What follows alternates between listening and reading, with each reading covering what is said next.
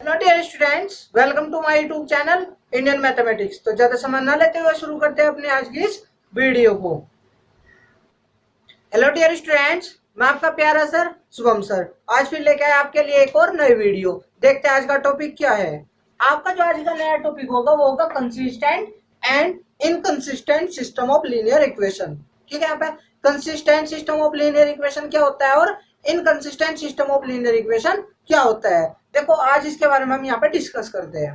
तो consistent means होगा कोई भी अगर आपके पास सिस्टम ऑफ लीनियर इक्वेशंस है और अगर वो एक भी सॉल्यूशन अगर एग्जिस्ट कर जाता है वहां पे तो वो हो जाएगा आपका consistent system of linear equation. और इसका बिल्कुल आपका अपोजिट क्या, अगर आपका वहां पे एक भी सॉल्यूशन यानी कि कोई भी अगर सॉल्यूशन एग्जिस्ट नहीं करता, ठीक है, तो वो हो जाएगा आपका inconsistent system of linear equation. Clear है। अब देखो कंसिस्टेंट मींस अगर आपका at least one solution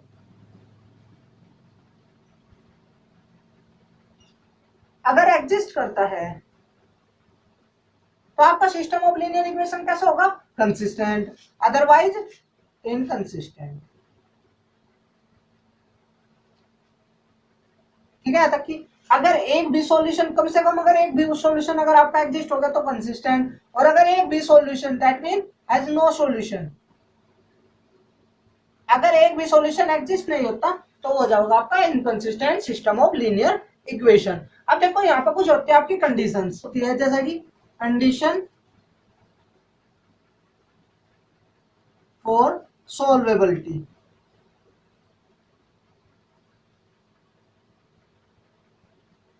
of system of linear equation. देखो क्या कंडीशंस होती है। अब देखो मैंने अब आपको बताया कि अगर कम से कम एक भी सॉल्यूशन अगर एग्जिस्ट हो जाएगा तो कंसिस्टेंट हो जाएगा। अब हो सकता है आपके पास कम से कम एक ही सॉल्यूशन एग्जिस्ट हो सकता है एक से ज्यादा एग्जिस्ट हो। ठीक है, यहाँ पे अब अगर एक सॉल्यूशन एग्जिस्ट हुआ तो उसके लिए क्या कंडीशन होगी, उसे क्या कहेंगे हम। अगर एक से ज्यादा सॉल्यूशन एग्जिस्ट होता है तो उसको क्या कहेंगे, उसके लिए क्या कंडीशन है।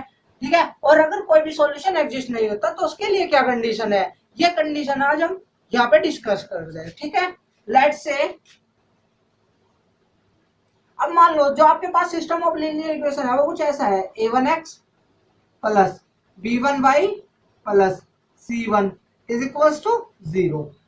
ये आपकी equation first, and a2x plus b2y plus c2 is equals to 0। ये आपकी सेकंड इक्वेशन होगी। देखो अब लेट्स से फर्स्ट, अब जो आपकी फर्स्ट कंडीशन होगी देखो यहाँ पर आपकी क्या होगी। सपोज करो आपका जो a1 upon a2 not equal b1 upon b2 क्या आ जाता है। ये a1 a2 b1 b2 क्या आपका a1 है आपका फर्स्ट जो इक्वेशन उसमें x का कोफिशिएंट, a2 है आपका सेकंड इक्वेशन में आपका x का कोफिशिएंट, b1 y का कोफिशिएंट है फर्स्ट इक्वेशन में एंड b2 आपका y का कोफिशिएंट सेकंड इक्वेशन में। सिमिलरली c1 आपकी कांस्टेंट टर्म होगी फर्स्ट इक्वेशन की और c2 आपकी कांस्टेंट टर्म होगी सेकंड इक्वेशन की। आपको क्या करना है, a1 अपॉन a2 का रेशियो निकाल लो, देन b1 अपॉन b2 का रेशियो निकाल लो। अगर यहाँ पे इक्वल नहीं आ रहे हैं दैट मीन नॉट इक्वल अगर है तो इसके लिए बोल देंगे हम जो आपके सॉल्यूशंस होंगे वे कैसे होंगे, it has a unique solution. ठीक है, यहाँ पे तो सॉल्यूशन कैसे होंगे, यूनिक, दैट मीन बस सिर्फ आपको एक ही सॉल्यूशन मिलेगा और वो भी यूनिक होगा।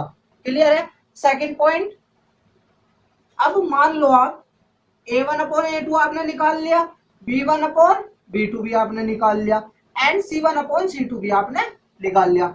लेट्स से पहले दो आपके इक्वल आ गए और तीसरा अगर नॉट इक्वल है, क्या हुआ, a1 upon a2 equal b1 upon b2 not equal c1 upon c2। तो इस कंडीशन में हम कह देंगे कि इट हैज नो सॉल्यूशन, तो यहाँ पर कोई भी सॉल्यूशन नहीं होगा। थर्ड पॉइंट आता है आपका, if a1 upon a2 b1 upon b2 and c1 upon c2। अब की बार क्या होता है, लेट्स से आपके तीनों ही इक्वल आ जाते हैं, जो a1 upon a2 की वैल्यू है वही b1 upon b2 की और वही c1 upon c2 की वैल्यू है। इस कंडीशन में हम बोल देंगे it has an infinite number of solution. तो उस कंडीशन में क्या होगा, आपके पास में इनफाइनाइट नंबर ऑफ सॉल्यूशन होंगे। कब, जब आपके तीनों रेशो A1/A2 B1/B2 C1/C2 की वैल्यू क्या होगी, तीनों की अगर इक्वल आ जाती है। ठीक है, यहाँ पे देखो इसका मीनिंग क्या है, अगर A1/A2 B1/B2 की वैल्यू क्या होगी, इक्वल नॉट इक्वल होती है, तो उस केस में हम बोल देंगे it has unique solution. Unique solution तो देखो यहाँ से हुआ है आपका अलजेब्रिकली। अगर ग्राफिकली चेक करते हैं ये चीज, मान लो ये आपकी दो इक्वेशन थी, ठीक है, तो ये किसी एक सिंगल पॉइंट पे ही इंटरसेक्ट करती है। सेकंड हमने पढ़ा A1/A2 B1/B2 अगर इक्वल आ जाते हैं और ये C1/C2 के इक्वल नहीं होता, उस कंडीशन में आपका कैसे होता है, इट हैज नो सॉल्यूशन, कोई भी सॉल्यूशन नहीं होता। अगर ग्राफिकली चेक करोगे तो वे दोनों की दोनों जो लाइन होगी वे आपस में पैरेलल होगी। कैसी होगी, पैरेलल। और यहाँ पर कैसी होती है वे, इंटरसेक्टिंग लाइन।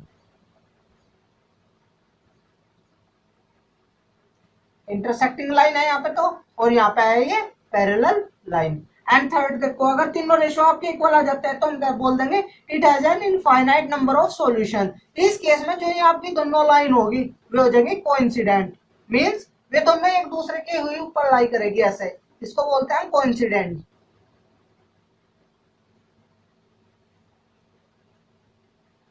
क्लियर है, अब ये कंडीशंस आपकी समझ में आ गई। अब चलते हैं हम अपनी एक्सरसाइज 3D के क्वेश्चन नंबर फर्स्ट पर। नाउ अब देखते हैं अपना question number first. Question number first में आपको बोला गया है, so that each of the following system of linear equation has a unique solution and solve it. ठीक है, यहाँ तक हमको यहाँ पे system of linear equations given है और हमको प्रूव करना है, यहाँ पे शो करना है कि ये आपका यूनिक सॉल्यूशन रखता है, और फिर जब यूनिक सॉल्यूशन रखता है तो उसको फिर फाइंड आउट भी करना है, सोल्व करना है। ठीक है, यहाँ तक कि अब देखो सबसे पहले हमें अपनी जो गिवन इक्वेशंस हैं इनको स्टैंडर्ड फॉर्म में कन्वर्ट करेंगे। उसके लिए क्या करना होता है, आपको राइट हैंड साइड में आपके स्टैंडर्ड फॉर्म में 0 होता है, तो उसके लिए 12 और 4 को अपने लेफ्ट साइड में आपको शिफ्ट करना होगा। तो देखो जैसे 12 इधर आएगा ये माइनस को जाएगा, 4 इधर आएगा ये भी माइनस को जाएगा। 3x plus 5y minus 12 is equals to 0. Let's say equation first. Second, 5x plus 3y minus 4 is equals to 0. ये हो गया आपकी सेकेंड इक्वेशन। नाउ अब आपको लिखना है compare equation first and equation second with the system of linear equations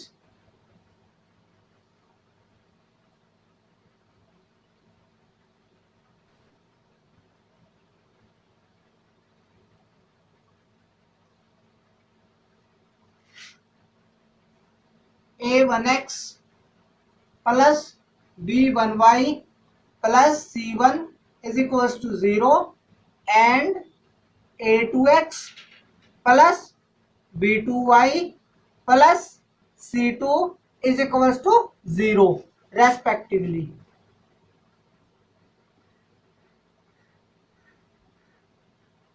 means क्या है, देखो आपको इक्वेशन फर्स्ट की कंपेयर तो इसके साथ करनी है और इक्वेशन सेकंड की कंपेयर इसके साथ करनी है। अब देखो जैसे आप इक्वेशन फर्स्ट की कंपेयर इसके साथ करोगे, यहाँ पे x का कोएफिशिएंट है A1, यहाँ पे x का कोएफिशिएंट है 3, दैट इंप्लाइज A1 कितना होगा 3।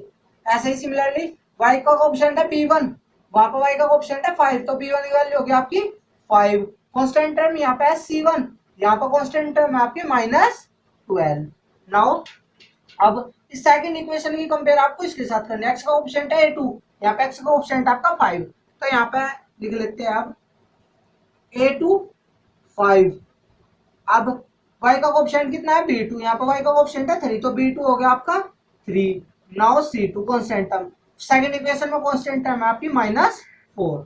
नाउ अब आपको देखो रेशो निकालना है यहाँ पे A1/A2 B1/B2 एंड C1/C2 का, तो निकाल लो A1/A2 कितना होगा, देखो A1 है आपका 3, A2 है आपका 5 हो गया, और इनका रेशो निकालना तो 3/5, ये आपकी सिंपलेस्ट फॉर्म है।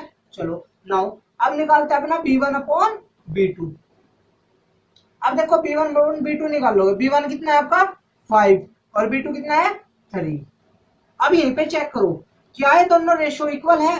क्या 3/5 5/3 के इक्वल है? नो, है तो नहीं। तो हम लिख देंगे that implies A1/A2 not equal B1/B2। Hence the system of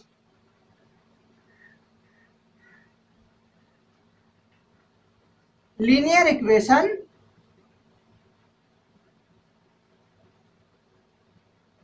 has a unique solution।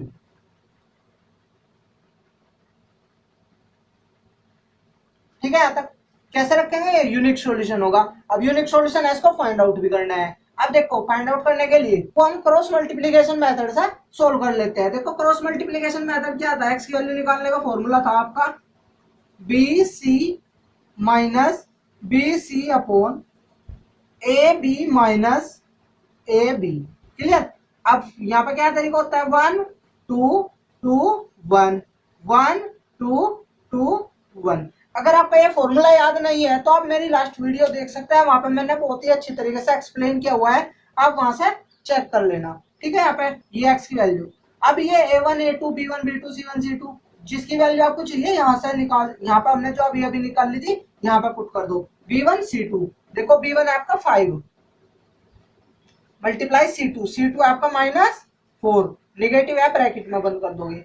फिर क्या है? B2 C1 B2 आपका 3 C1 आपका -12। Clear? Upon A1 B2 A1 आपका 3 मल्टीप्लाई B2 आपका 3, now minus A2 B1 A2 आपका 5 B1 आपका 5 multiply 5। Now अब देखो 5 4 जा 20 -20 माइनस माइनस प्लस 12 3 जा 36।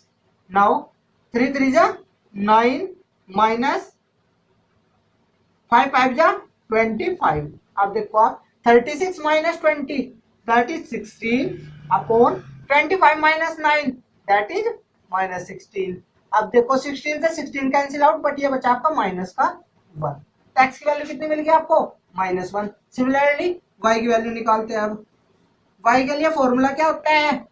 सी A minus C A upon A B minus A B. अब क्या तरीका होता है आपका? 1 2 2 1 1 2 2 1। अब वैल्यू पुट कर दो C1 A2 C1 आपका -12 A2 आपका 5, तो क्या लिखोगे?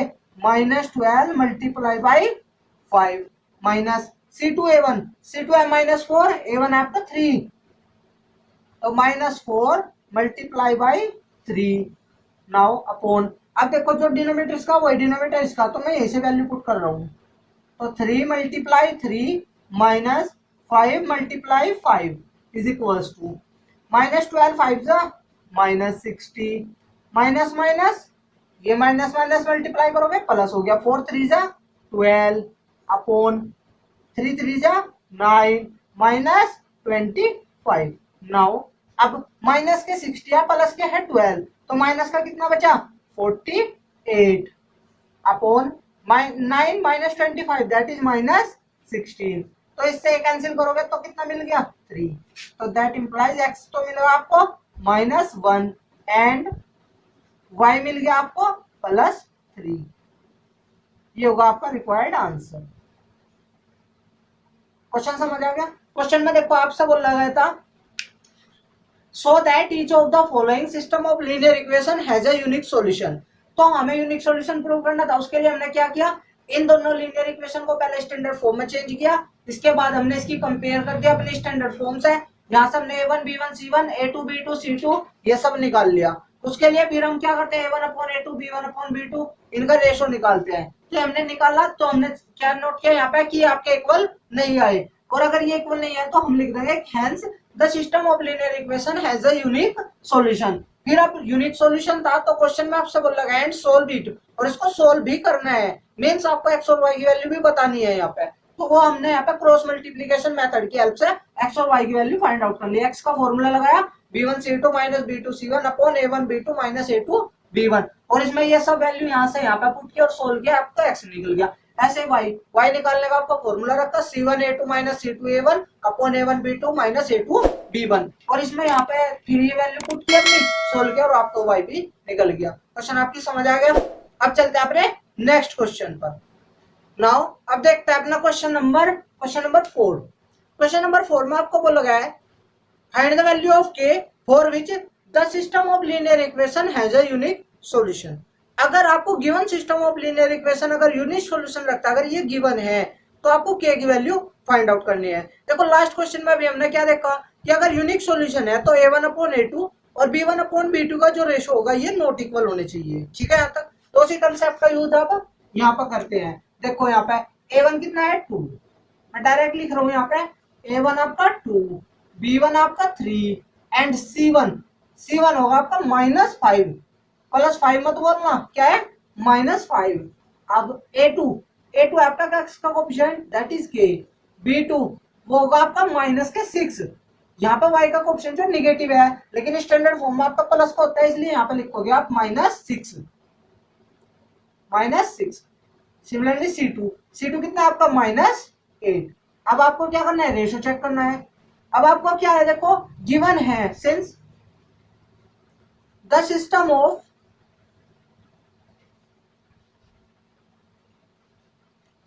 linear equation has a unique solution.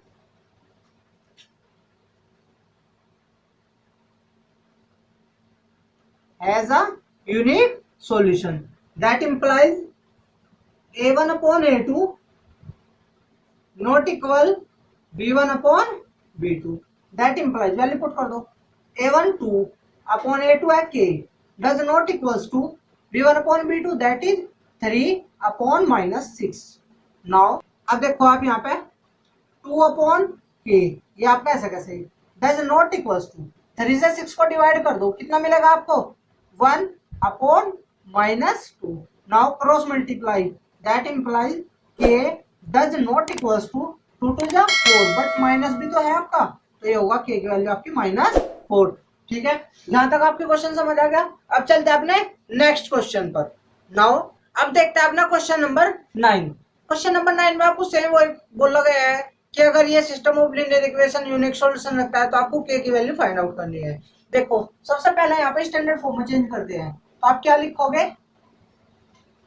इसे देखो आप kx + 3y। अब देखो ये आपका जो नंबर है ये अगर ब्रैकेट में बंद कर देते पूरा प्लस का है तो ये पूरा का पूरा इधर आके किस चीज को हो जाएगा माइनस का हो जाएगा ना। बताओ ये बात समझ आ गई। चलो अच्छी बात है। अब नेक्स्ट ये क्या है आपका 12x + ky। अब ये k प्लस का है ये इधर आकर हो जाएगा -k और is equals to 0। Let's say equation first and equation second बन गया आपकी स्टैंडर्ड फॉर्म। अब करते हैं अपने कंपेयर। ठीक है, स्टैंडर्ड फॉर्म से कंपेयर करोगे x का कोएफिशिएंट क्या है k दैट इंप्लाइज a1 कितना है आपका k। अब देखो आप b1 होता है y का कोएफिशिएंट वो है आपका 3। c1 होता है कांस्टेंट में ये आपकी पूरी कंप्लीट है कितना minus bracket k -3 and a2 होगा आपका x का coefficient that is 12।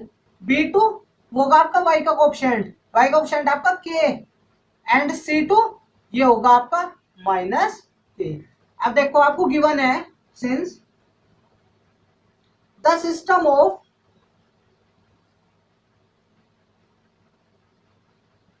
Linear equation has a unique solution then a1/a2 not equal b1/b2। Clear है यहाँ पे वैल्यू पुट करो a1 कितना है आपका k/a2 वो है आपका 12 that is not equals to b1 वो आपका 3 और b2 ये आपका k। क्लियर है यहाँ तक की। अब क्रॉस मल्टीप्लाई अगर आप क्रॉस मल्टीप्लाई करते हो देखो k की मल्टीप्लाई k में करोगे k² does not equals to 12 3 जा 36। यहां तक हो गया। नाउ अब देखो आप 36 को इधर लाओ तो क्या लिखोगे, K square minus 36 not equals to 0, that implies K square minus 36 को आप 6 का स्क्वायर लिख सकते हो, does not equals to 0, that implies K plus 6 and K minus 6। इसको ऐसा लिख सकते हैं स्क्वायर डिफरेंस की फॉर्म में, क्योंकि ए स्क्वायर माइनस बी स्क्वायर का फॉर्मूला होता है ए प्लस बी इंटू ए माइनस बी। यहां से देखो, अब यहां से आपको के की वैल्यू मिलेगी 2, एक बार ये डज नॉट इक्वल्स टू 0, एक बार ये does not equals to 0। K plus 6 does not equals to 0 and K minus 6 does not equals to 0, that implies k does not equals to minus 6 and k does not equals to plus 6। Clear है? तो यहां से देखो, आपको k की value find out करनी है और यहां से आपको कंडीशन क्या मिली, k की वैल्यू -6 के इक्वल नहीं होगी और k की वैल्यू 6 के इक्वल भी नहीं होगी, तो फिर क्या होगी, तो यहां से हम लिख सकते हैं k is any real number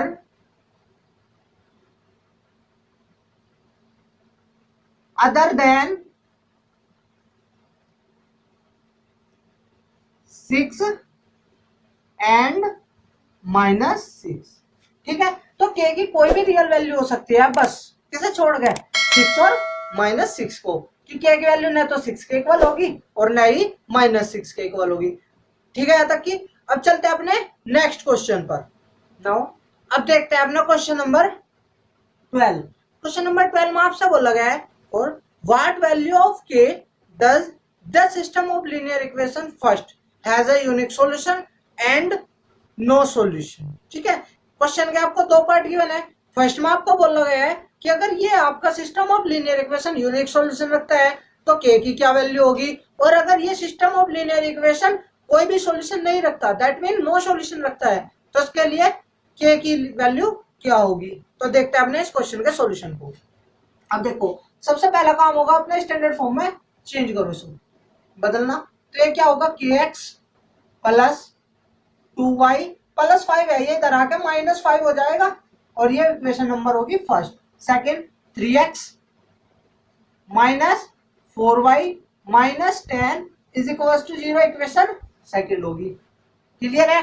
अब इसकी कंपेयर आप करोगे तो मैं डायरेक्ट लिख रहा हूँ, a1 कितना होगा, x का coefficient that is k, b1 y का coefficient that is 2, c1 constant term that is -5, a2 वो होगा आपका 3, b2 वो होगा आपका -4 एंड c2 ये होगा आपका -10। ये लिखने के बाद फर्स्ट पार्ट, अगर has a unique solution, has a unique solution, अगर ये यूनिक सॉल्यूशन रखता है तब k की वैल्यू क्या होगी। तो रखो, देखो यूनिक सॉल्यूशन है तो उसका मीन्स क्या है, a1 upon a2 does not equals to b1 upon b2। Value put कर दो आप यहाँ पे, a1 कितना है आपका k upon 3 does not equals to b1 upon b2 that is 2 upon -4। Now k upon 3 does not equals to, ये आप देखो 2 से 4 को डिवाइड करो कितना मिलेगा आपका, -1/2। नाउ अब इस 3 की क्रॉस मल्टीप्लाई कर दो 1 में, तो यहाँ से k की वैल्यू कितनी मिलेगी, डज नॉट इक्वल्स टू -3/2। ये तो होगा आपका फर्स्ट पार्ट। सेकंड पार्ट क्या है आपका, हैज नो सॉल्यूशन, अगर ये कोई भी सॉल्यूशन नहीं रखता, इसके लिए कंडीशन क्या बताई थी आपको, a1 upon a2 equal b1 upon b2 does not equal c1 upon c2। Now अब वैल्यू पुट करो, a1 upon a2 that mean k upon 3, b1 upon b2 that mean 2 upon -4 and does not equals to c1 upon c2, ये होगा -5 upon -10। Clear है? यहां से देखो आप, k upon 3 is equals to, अब देखो 2 अपॉन -4 को सॉल्व करोगे तो कितना मिलेगा, -1/2 and k upon 3 does not equals to 5 से 10 को डिवाइड करो कितना मिलेगा आपका, 1/2। तो देखो यहाँ पे k इज इक्वल्स टू यहाँ से 3 है अपॉन में, तो इधर आके क्रॉस मल्टीप्लाई में के की वैल्यू कितनी होगी -3/2 एंड के डज नॉट इक्वल्स टू, ये अपॉन में है तो ये क्रॉस मल्टीप्लाई में 3/2। अब क्वेश्चन में आपसे बोला गया है कि फाइंड द वैल्यू ऑफ के की ऐसी वैल्यू बतानी है जिसके लिए यूनिक नो सॉल्यूशन रखता है, तो के की क्या वैल्यू होगी -3/2, ये होगा आपका रिक्वायर्ड आंसर। ठीक है तक की। अब चलते हैं अपने नेक्स्ट क्वेश्चन पर। नाउ डियर स्टूडेंट्स, अब हमारा नेक्स्ट क्वेश्चन है क्वेश्चन नंबर 15। क्वेश्चन नंबर 15 में आपको बोला गया है फाइंड द वैल्यू ऑफ के for which each of the following system of linear equation has an infinite number of solution। ठीक है यहाँ पे, तो ये आपका system of linear equation given है और आपसे बोला गया है कि k की वैल्यू फाइंड आउट करनी है अगर आपका system of linear equation infinite number of solution रखता है। क्वेश्चन आपकी समझ आ गया? तो इनफाइनाइट नंबर ऑफ सॉल्यूशन के लिए कंडीशन क्या होती है, तीनों रेशोज जो आपका a1/a2 b1/b2 c1/c2 होता है वो क्या होता है, इक्वल होता है। देखते हैं कैसे। सबसे पहला आप इन्हें गिवन जो linear system of linear equation है ये आपका, इनको आप स्टैंडर्ड फॉर्म में चेंज करोगे। उसके लिए क्या करना होता है, जो राइट हैंड साइड है वो आपको 0 चाहिए, तो उसके लिए क्या करना होगा, जो भी राइट हैंड साइड में उसको लेफ्ट हैंड साइड में यहाँ पे शिफ्ट करना होगा। तो देखो करते हैं आप 2x + 3y, ये तो आपका ऐसे कैसे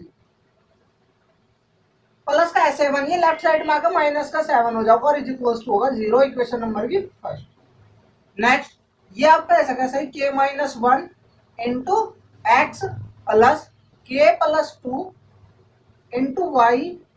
अब ये 3 के प्लस का था तो लेफ्ट साइड में आकर हो जाएगा minus K 3 K is equals to 0, equation number second. Now अब इक्वेशन फर्स्ट और इक्वेशन सेकंड के आप कंपेयर कर लोगे अपनी स्टैंडर्ड फॉर्म से, तो यहाँ पे डायरेक्टली लिख रहा हूँ a1 होता है x1, x का कोएफिशिएंट आपका 2, तो a1 हो गया आपका 2। सिमिलरली b1 हो जाएगा यहाँ पर आपका y का coefficient 3 and c1 constant term जो कि आपकी माइनस के 7। नाउ एंड a2 है आपका k - 1 जो कि आपका x का कोएफिशिएंट होता है, हो गया। नाउ b2 होता है आपका y का कोएफिशिएंट है k + 2, तो k + 2 एंड c2 होती है आपकी कांस्टेंट टर्म जो कि आपकी -3k। अब गिवन है आपको since the system of linear equation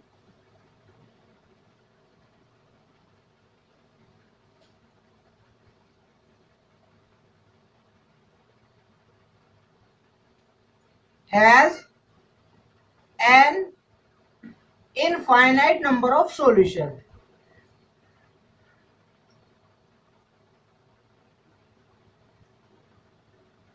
then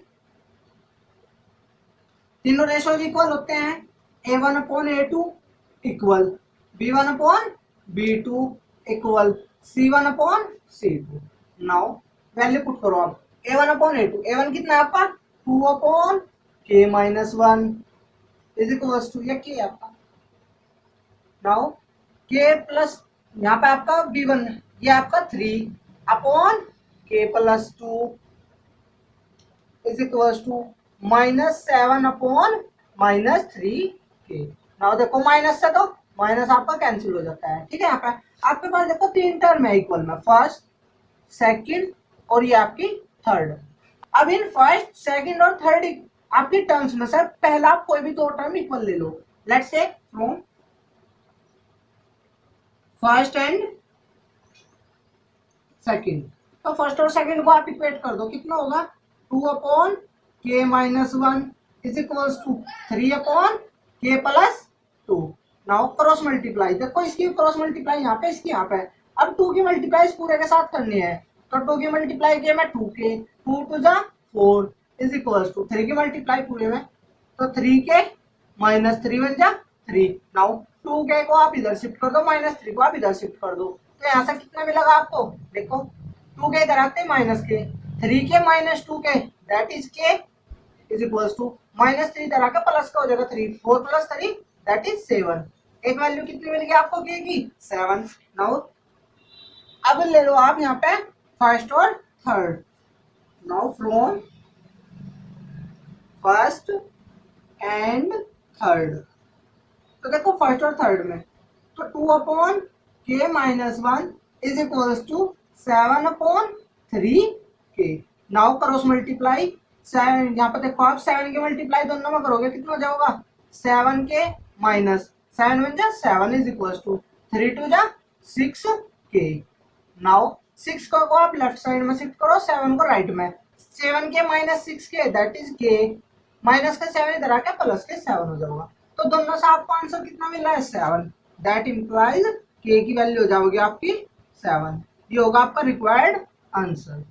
clear है। क्वेश्चन में आपको बोला गया था कि अगर जो ये सिस्टम ऑफ लीनियर इक्वेशन है इसमें आपको के की वैल्यू फाइंड आउट करनी है। अगर system of linear equation has an infinite number of solution रखते हैं, ठीक है। यहाँ पे तो यहाँ पे आपको के की वैल्यू मिलेगी 7। अब चलते हैं अपने नेक्स्ट क्वेश्चन पर। नाउ अब देखते हैं अपना क्वेश्चन नंबर 21। क्वेश्चन नंबर 21 में आपसे बोला गया है find the value of A and B for which each of the following system of linear equation has an infinite number of solution. तो इनफाइनाइट नंबर ऑफ सॉल्यूशन है, that mean जो आपके तीनों रेशोज होता है फर्स्ट सेकंड और third, ये तीनों क्या है इक्वल है, और वहां से आपको ए और बी की वैल्यू फाइंड आउट करनी है। क्वेश्चन समझ आ गया। देखते हैं इसका सॉल्यूशन। देखो सबसे पहले से स्टैंडर्ड फॉर्म में चेंज करने के लिए जो आपके राइट हैंड साइड में उसको लेफ्ट साइड में शिफ्ट करोगे। A minus 1 into x plus 3y minus 2 is equal to 0। 2 plus का इधर आकर माइनस हो जाएगा। सेकंड से देखो आप 6x plus 1 minus 2b into Y minus 6 is equal to 0। ये आपकी इक्वेशन सेकंड, ये आपकी इक्वेशन नंबर होगी फर्स्ट। नाउ अब कंपेयर करके अपना a1 b1 c1 a2 b2 c2 की वैल्यू हम यहाँ पे लिख लेते हैं। तो a1 is equal to a minus 1, b1 हो जाएगा y का ऑप्शन दैट इज 3, c1 ये हो जाएगी कांस्टेंट टर्म आपकी माइनस 2। नाउ सिमिलरली a2 हो जाएगा x का ऑप्शन दैट इज 6, b2 ये हो जाएगा y का option that is 1 minus 2b and constant term c2 is equals to minus 6. Now since the system of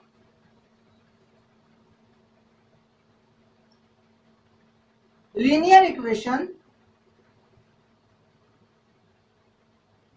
has an infinite number of solution,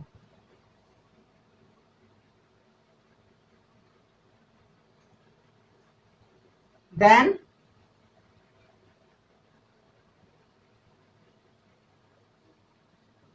a1 upon a2 equal b1 upon b2 equal c1 upon c2। That implies value put कर दो a1 b1 c1 a2 b2 c2 की। तो ये कितना है आपका a minus 1 upon 6, b1 upon b2 3 upon 1 minus 2b and c1 upon c2 is equal to minus 2 upon minus 6। ठीक है, तक देखो यहाँ पर माइनस से माइनस कैंसिल कर दिया 2 से 6, तो कितना मिलेगा आपको 1 अपॉन 3। ठीक है, तक अब मान लो ये आपकी फर्स्ट टर्म है, ये आपकी सेकंड टर्म है और ये वाली आपकी थर्ड टर्म है। ठीक है, from first and third, first और थर्ड को ले लो आप यहाँ से, तो आप क्या लिखोगे a minus 1 upon 6 is equal to 1 upon 3। Now अब देखो आप यहाँ पे a माइनस 1 तो यहाँ पे ऐसे कैसे ही, ये 6 है, क्रॉस मल्टीप्लाई में 1 के साथ 6 अपॉन 3, 3 से 6 को आप डिवाइड कर दो 2 मिलेगा। तो यहाँ से हम क्या लिख सकते हैं a minus 1 is equal to 2। That implies a की वैल्यू कितनी हो जाएगी माइनस 1 इधर आएगा प्लस का 1 हो जाएगा, तो एक वैल्यू होगी आपकी 3। Now from second and third, अब देखो आप सेकंड और थर्ड से, सेकंड क्या है आपका 3 upon 1 minus 2b is equal to third है आपका 1 अपॉन 3। नाउ क्रॉस मल्टीप्लाई इसकी यहाँ पे इसकी यहाँ पे, दैट इम्प्लाई 1 माइनस 2b की मल्टीप्लाई 1 में करोगे तो 1 minus 2b is equal to 3 की मल्टीप्लाई आप 3 में कर लो, 3 3 9। दैट इम्प्लाइज आप चेक करो, देखो माइनस 2b इधर आकर प्लस को जगह 9 इधर आकर माइनस को जगह, तो आप क्या लिखोगे 2b is equal to 1 minus 9। That implies 2b is equal to 1 minus 9 that is minus 8। And यहाँ से आपकी b की वैल्यू कितनी हो जाएगी माइनस 2 से 8 को डिवाइड करोगे 4। तो बी कितना हो गया -4 एंड ए हो गया आपका 3। ये हो गया आपके रिक्वायर्ड आंसर। ठीक है, यहाँ पे क्वेश्चन में आपसे infinite number of solution given था, तो हमने उसकी कंडीशन लगाई। यहाँ से आपके पास 3 टर्म थी, किन्हीं दो को आपने इक्वेट करके वहां से ए की वैल्यू निकाल दी, फिर आपने सेकंड और थर्ड को इक्वेट करके यहाँ से बी की वैल्यू निकल गई। अब चलते हैं अपने नेक्स्ट क्वेश्चन पर। अब देखते हैं अपना क्वेश्चन नंबर 27। क्वेश्चन नंबर 27 में आपको बोला गया है find the value of k for which each of the following system of linear equation has no solution. ठीक है, यहाँ पे अब क्वेश्चन में आपको गिवन है कि जो सिस्टम ऑफ लीनियर इक्वेशन है हैज नो सॉल्यूशन, कि वो कोई भी सॉल्यूशन नहीं रखता, और फिर आपको k की वैल्यू यहाँ से फाइंड आउट करनी है। देखो नो सॉल्यूशन के लिए कंडीशन क्या होती है आपकी, पहले दो इक्वल और तीसरा नॉट इक्वल। ठीक है, यहाँ पर रखते हैं देखो कंडीशन। सबसे पहले इन्हें स्टैंडर्ड फॉर्म में चेंज करोगे, तो उसके लिए क्या करोगे आप, जो भी राइट में उसे लेफ्ट में मान लिया होगे। क्या हो जाओगे, ये 8x प्लस 5y प्लस का 9 इधर आ गया माइनस के 9 हो जाओगा, और is equals to 0। Equation number first. अब kx प्लस 10y प्लस का 15 लेफ्ट साइड में आके माइनस के हो जाओगे 15, और is equals to 0। Equation number second. Now compare करके a1 a2 b1 b2 और c1 c2 वैल्यू यहाँ पर पुट करते हैं। देखो a1 ये आपका 8, b1 ये होगा आपका 5, c1 ये होगी कांस्टेंट टर्म आपकी -9, a2 ये होगा आपका k, ये होगा b2 ये होगा आपका 10, और c2 आपको मिलेगा -15। क्लियर है यहाँ तक।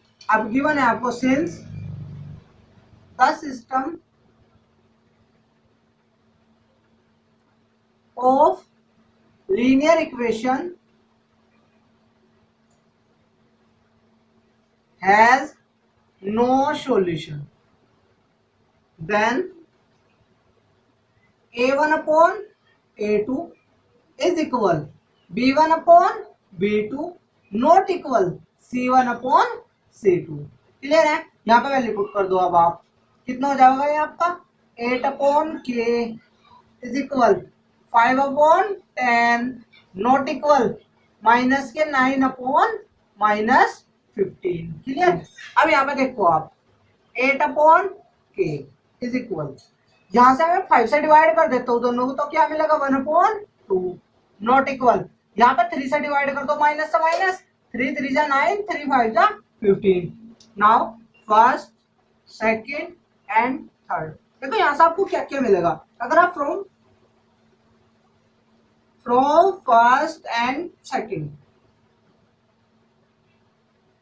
देखो क्या मिलता है आपको, 8 upon k is equals to 1 upon 2। Now cross multiply, k की वैल्यू कितना होगा, ये होगा 8 2 जा 16, and if from first and third ये हो जाएगा आपका 8 upon k does not equals to 3 upon 5। Now cross multiply, ये यहाँ पे ये यहाँ पे, तो ये हो जाएगा आपका 3k does not equals to 8 5 जा 40, that implies k does not equals to 40 upon 3। यहाँ तक हो गया।